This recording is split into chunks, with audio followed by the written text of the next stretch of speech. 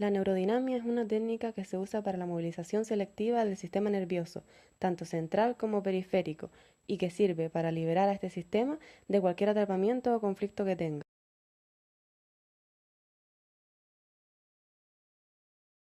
Centrándonos en el miembro inferior, se pueden hablar de dos grandes ramas que salen del plexo lumbosacro, que son el nervio ciático y el crural.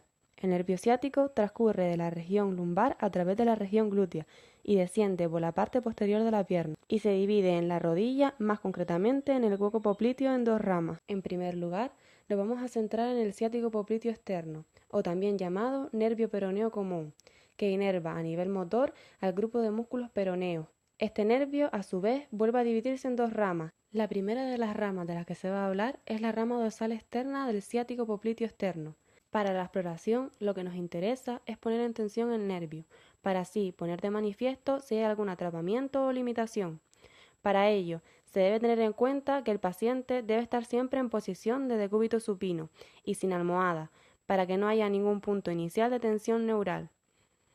Por otro lado, para el tratamiento, lo que nos interesa es movilizar la raíz nerviosa a través de todos los canales por donde circula. Para poner en tensión el nervio hay una serie de puntos de tensión distales y una serie de puntos de tensión proximales.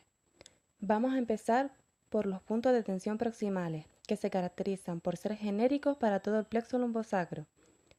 Estos son la flexión cervical, que es el más utilizado en la práctica, y la lateralización contralateral, que se hará en el caso que el paciente tenga algún problema que le impida realizar la flexión cervical. Por otro lado, los puntos de tensión distales serán siempre en un orden determinado, que se caracteriza por ser siempre de distal a proximal. Así, empezaremos el movimiento realizando una flexión plantar y supinación. Y, sin perder la tensión que tenemos en este momento, se realizará una flexión de cadera con la rodilla extendida. Y pasaremos, por último, a una rotación interna de cadera y aducción. Recalcar que, antes de empezar con la técnica, avisaremos al paciente para que nos comunique desde el momento en el que empiece a sentir dolor. Cuando el paciente tenga dolor, si queremos comprobar si es de origen neurógeno o no, lo que haremos será pedirle flexión cervical. En el caso de que el dolor vaya a más, sabremos que es de tipo neurógeno. Si se mantiene el dolor, es de tipo muscular, y en el caso de que disminuya, será de tipo inflamatorio del tejido neural. Para terminar con el tratamiento, lo que se hará es que cuando el paciente refiera dolor y se compruebe que es de tipo neurógeno, empezaremos a disminuir la tensión hasta que el paciente nos avise de que no refiere ya dolor y le pediremos que a nuestra orden realice la flexión cervical, a la vez que nosotros disminuimos la tensión en el punto más distal. Y, de la misma forma que cuando nosotros aumentemos la tensión distal, realice extensión de cuello, volviendo así a la posición inicial. Este ejercicio lo realizaremos unas 15 veces aproximadamente. Como habíamos dicho anteriormente, el ciático popliteo externo se divide en dos ramas. Mi compañero anteriormente ha hablado de la rama dorsal externa del ciático popliteo externo y ahora pasaremos a hablar de la segunda rama, que en este caso se trata de la rama dorsal interna del ciático popliteo externo. Para el tratamiento de esta rama llevaremos el pie a flexión plantar y pronación. Manteniendo el punto de tensión, se lleva la pierna a flexión de cadera. En caso de que no aparezca sintomatología, para llevar a mayor tensión el tejido neural, añadiremos, sin perder los puntos de tensión anteriores, rotación interna de cadera y aducción. Una vez se reproduzcan los síntomas, pediremos al paciente que coloque las dos manos detrás de la cabeza y que se lleve la barbilla al pecho. Por último, tras haber dado como positivo el test anterior, buscaremos el punto de máxima tensión dentro del rango de no dolor y pediremos al paciente que a nuestra orden haga el movimiento que le hemos enseñado de flexión de cuello, a la vez que nosotros disminuimos la tensión en el punto más distal.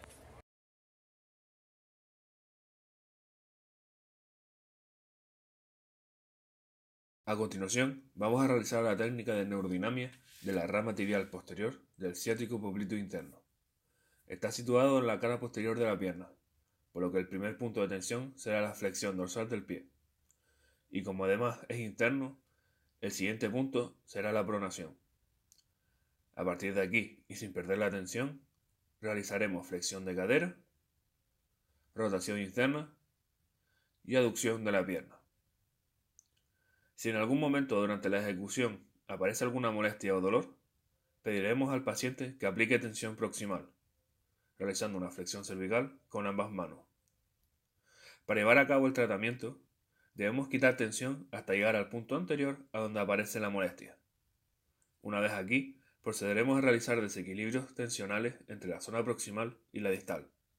Es decir, ponemos tensión en zona proximal a la vez que relajamos en zona distal, y viceversa. Esto lo realizaremos unas 15 veces. Luego testaremos de nuevo y observaremos si existe mejora, hasta llegar a un total de 3 veces. Es decir, realizaremos 3 series de 15 repeticiones. El nervio crural, o también conocido como femoral, es una gran rama nerviosa del plexo lumbosacro. En su distribución, el crural sale de L2 a L4, pasa por la rodilla bordeando la rótula y llega a la tuberosidad anterior de la tibia hasta la inserción del tendón rotuliano. Por tanto, inerva la parte anterior e interna del muslo y además hay diferentes formas para valorar el nervio crural. En la primera variante se coloca el paciente en decúbito lateral, ya que el nervio es anterior e interno. El fisioterapeuta se coloca por detrás del paciente. El paciente flexiona la rodilla de la pierna que queda inferior para tener mayor estabilidad y debe estar lo más derecho posible. Se coge el miembro inferior de arriba en bandeja. Con la otra mano se estabiliza la cadera para evitar movimientos compensatorios. El primer punto de tensión es flexión de rodilla. El siguiente punto de tensión es abducción. Y por último, extensión de cadera. Recordad que hay que tener cuidado con la extensión de cadera. No hay que dar un paso atrás cuando se va a realizar este último punto, ya que se puede perder toda la tensión establecida previamente. Se debe realizar con un giro de cadera. Suponiendo que aparezcan molestias en algún punto, se explora. Se aplica tensión proximal realizando una flexión cervical, es decir, el paciente flexiona su cabeza con ambas manos.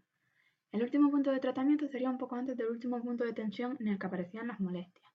Se aplica tensión proximal y se quita tensión distal, y a la inversa. Se aplica tensión distal y se quita proximal. En la segunda variante, la posición del paciente y el fisioterapeuta son las mismas que la variante 1. Se coge la pierna abrazándola y se usa el torso de nuestro cuerpo y la garra interna del brazo para sujetar la pierna, y esa mano se coloca en la rodilla. Con la otra mano se estabiliza la cadera para evitar movimientos compensatorios. El primer punto de tensión es flexión de rodilla, el siguiente punto de tensión es abducción, y por último, extensión de cadera.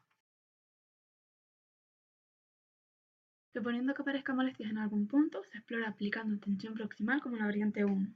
El tratamiento también sería un poco antes del último punto de tensión en el que aparecían las molestias, aplicando tensión proximal y quitando tensión distal. Se aplica tensión distal y se quita proximal. En la variante 3 se coloca el paciente en decúbito supino lo más pegado al borde de la camilla posible. Se realiza la flexión de rodilla llevando la pierna del paciente fuera de la camilla y con nuestro pie se mantiene esta flexión de rodilla. El siguiente punto es abducción de cadera y lo hacemos girando en la butaca. Y perder tensión y manteniendo los puntos de flexión y abducción se realiza la extensión de cadera. Con la otra mano podemos estabilizar la cadera para que no compense ni se mueva durante el movimiento. Suponiendo que aparezcan molestias en algún punto, hay que explorarlo aplicando tensión proximal con la flexión cervical del paciente. A su vez, el punto de tratamiento sería igual, un poco antes del último punto de tensión aplicado, y se realiza tensión proximal quitando distal, y luego poniendo tensión distal y quitando proximal.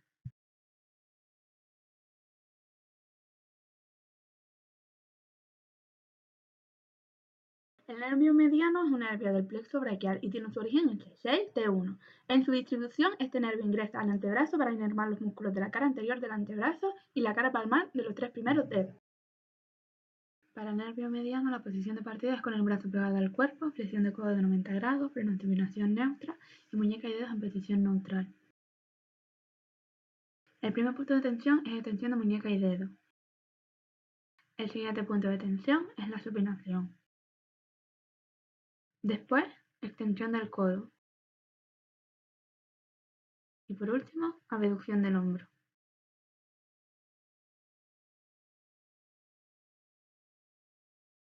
Un aspecto importante es que los dedos de la mano tienen que estar en todo momento mirándose al suelo para no perder la supinación durante la abducción del hombro. Suponiendo que aparezcan molestias en algún punto, se explora para asegurarnos de que se trata de un dolor neurógeno. Para ello hay que aplicar tensión proximal. Para el miembro superior hay dos formas. Una es que el paciente realice una inclinación de cabeza hacia el lado contrario del brazo que se está tratando. Esto no es muy recomendable ya que el paciente puede no realizar adecuadamente el movimiento o no entender bien la secuencia. Y la otra forma es realizada por el fisioterapeuta. lo que facilita un mayor control en la aplicación de la tensión y sería descendiendo la escápula. Entonces, si al aplicar tensión proximal estas molestias o dolor se acentúan, quiere decir que se trata de un dolor neurógeno. Para tratarlo hay que disminuir el último punto de tensión aplicada hasta que el paciente no note esas molestias, y a ese nivel se trabajaría, de tal manera que se aplica tensión proximal a la vez que se quita tensión distal, después se aplica tensión distal y se quita tensión proximal. Esto se realiza 15 veces y se deja descansar al paciente. Se vuelve a testar el punto de molestia y se vuelve a realizar la secuencia. Darían unas 3 series de 15 repeticiones. Consecutivamente, explicaremos la técnica del nervio cubital, quien inerva la parte anterior e interna del antebrazo, y además de la cara palmar de los dos últimos dedos. La posición de partida es con el brazo del paciente en contacto con su barriga costal. Flexión de codo de 90 grados, pronosupinación neutra y muñeca y dedo en posición neutral. El primer punto de tensión es extensión de muñeca y dedo.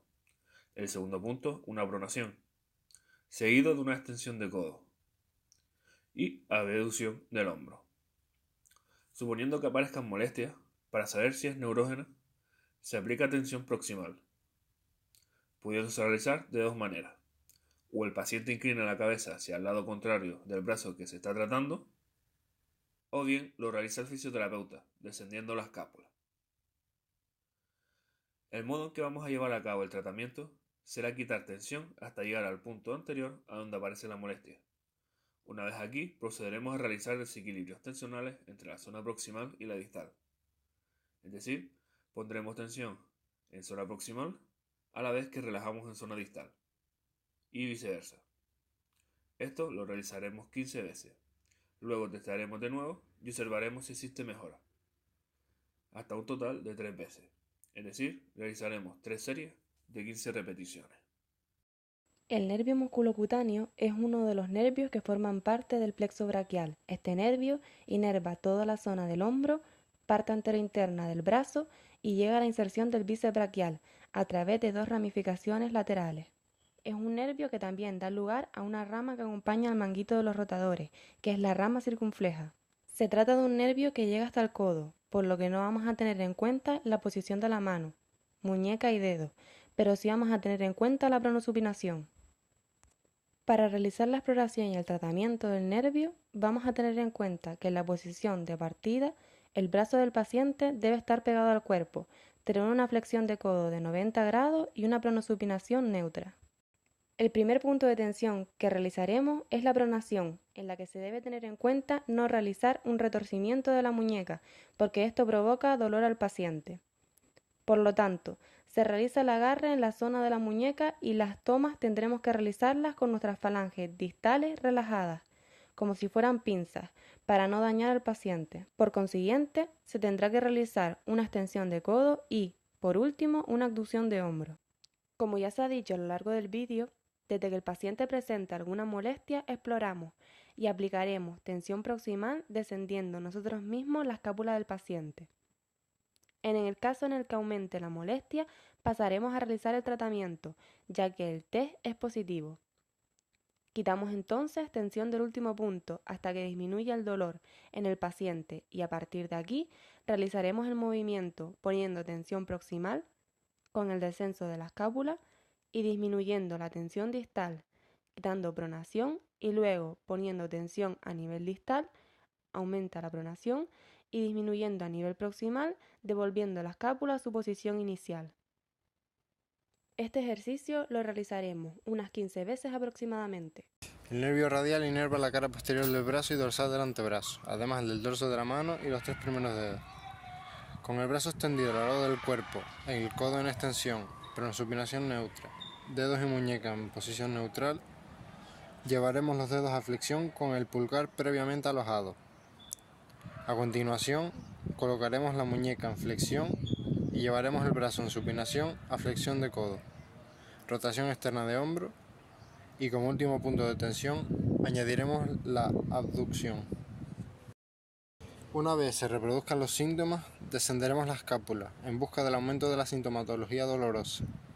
Por último, tras haber dado como positivo el test anterior, volveremos al punto de máxima tensión donde no exista dolor. Y a la vez que disminuimos la tensión del punto más distal, descenderemos la escápula de manera secuencial.